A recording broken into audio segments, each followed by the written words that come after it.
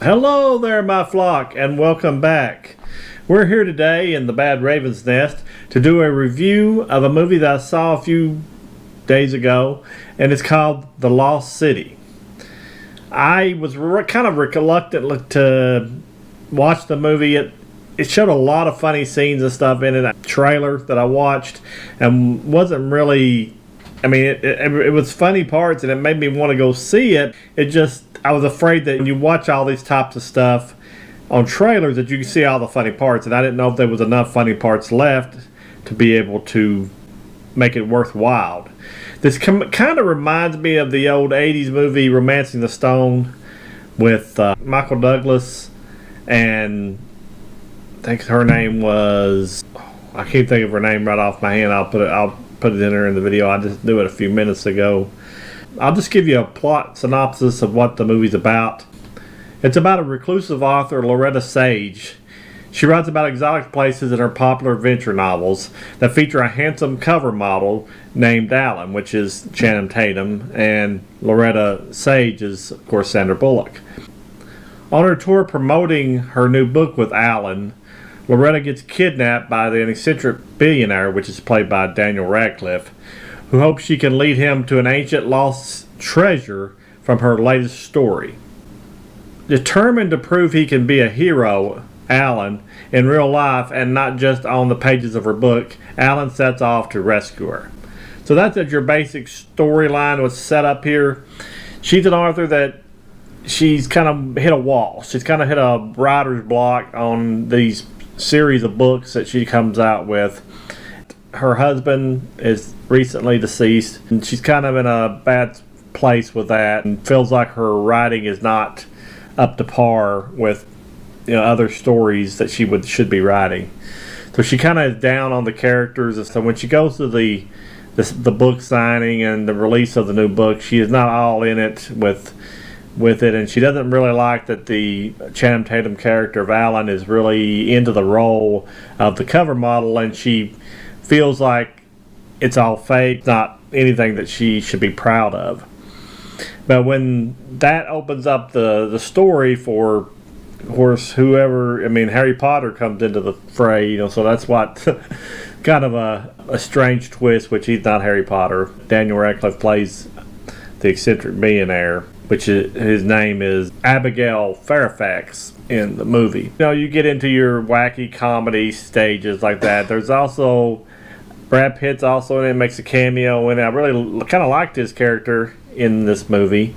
He played Jack Trainer. And then there was a kind of a comedic relief. Her agent, the one that takes care of all of her business for the books, Divine Joy Randolph, is in it, and she's there strictly for the comic relief, of course, and she does a relatively decent job with it. Everybody does decent jobs. I'm not saying they went over and above. The one that I liked the best was, of course, Brad Pitt, which is not the main character. But this is a spoiler-free review, so I don't want to give a lot away with it. It all comes down to, for me, with this movie itself, do you like these characters Sandra Bullock, Channing Tatum are playing? There's I didn't know it at the time, but there's a very huge age difference between him and Sandra Bullock in real life. I know that doesn't have nothing to do with the movie. They could be different ages in the movie than they are in real life. But I could tell it kind of with their chemistry. And I'm a chemistry type guy. I like movies that the characters, you can tell that they might actually be together, or they could actually have a chance of being together. I didn't feel like that with this movie. And it wasn't about anybody's particular acting in that. It just felt like they weren't compatible. And I know the movie kind of plays that up about their compatibility, but I just didn't see him and her working out in the end. So that kind of stuck with me. And as for a romance, it wasn't really to me a big full-fledged romance in the jungle type picture. I felt like it had little things here and there that you're supposed to point together that they were having a romance, but I didn't feel it. And maybe this movie's not for me, and I understand that. And it does have one scene in it, and I'll give it, it's not really, I think, given away. There is one, if you're going in, you're going to see some nudity And it's not Sandra Bullock, put it that way. It's Channing Tatum. And I think it kind of goes on a little long with that. I know it was for the women out there. I understand why they put it in. It was comedic, and I kind of laughed at it when I watched it. And with nothing, I'm no prude. I didn't think it should have not been in there. I just think it kind of went a little longer than it should. But other than that, it was an okay movie. My sister Janice didn't want me to give it a bad review, which it's not really a bad review. It's one of those movies that just don't live up to your expectations. I always told Drewdrop, when I go into a comedy, I don't want to, if I'm sitting there just staring at the screen with no smile on my face or laughing out loud, there's something wrong here.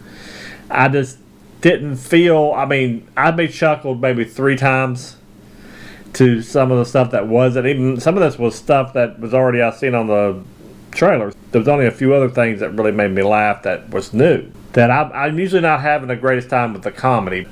As for a watchable movie, it's watchable.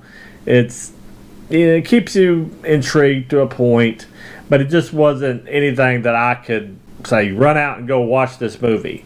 Yeah, if you like the characters, you like that type of storyline, which I do love action, romance, don't get me wrong. It just wasn't my cup of tea as far as that goes. You'd have to really think about that before you go in. I would say rent it at Redbox. I think it's good enough to rent. Now, I don't personally think I'll be adding it to my collection because I don't see a lot of rewatchability for me. You, on the other hand, may think it's the best thing to slide spread, but I'm not that way. So that's what my total review of this is. I don't want to keep you too long. I just want to say thank you for watching our videos, and please like and share these on social media with your friends. It really helps us if you do that, because we're on our way to 1,000 subscribers, and anything you can do that for us with that would be awesome for the Bad Raven channel and Drewdrop. We also got merchandise now as far as shirts, stickers. If you want to check that out in my description area, that would be awesome too. I'm just going to say thank you for watching, and we really appreciate you here on the Bad Raven channel, and we're going to let you go, and we'll talk at you later, and goodbye.